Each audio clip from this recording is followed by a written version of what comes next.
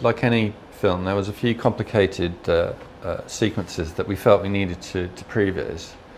There was car chase, the 76th floor destruction, and Mama falls at the end of the film. They were all critical in the sense that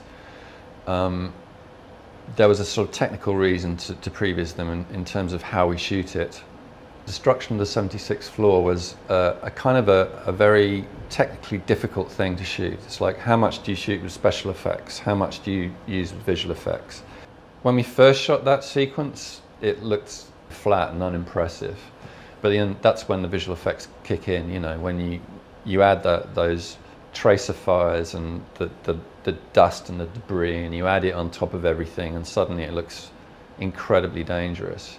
Mama Falls is very similar. Mama Falls was technically difficult. How do we make it look real? How do we make it look dangerous?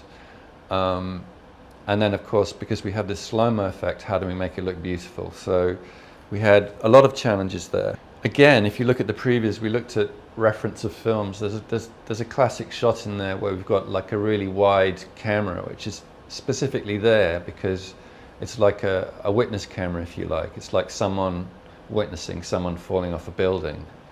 And then, of course, you're going into the slow motion and you're going into, we want to make this look beautiful at the same time. And again, you know, from the previous, if you see how we previous that, the shots are incredibly similar.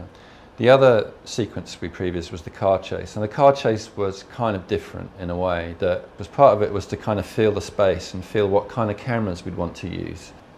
Traditionally, stereo works well with wide lenses and with lots of depth and layers in your scene, whereas car chases tend to be shot with long lenses to make it feel like it's faster than it is. So you end up with a conundrum there. And I think what we did with the previs was we looked at those things, and we looked at the idea that yes, you could have long lenses to get the speed in the shots, but you need to come out wide sometimes and get enough depth in your scene to give you an interesting shot.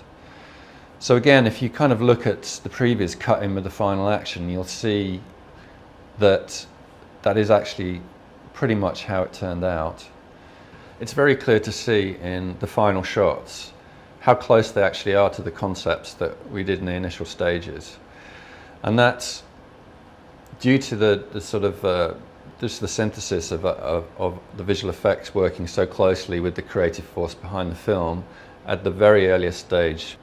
So we were building our visual effects effectively from the word go. And if you look at the final result on the film, you'll see very clearly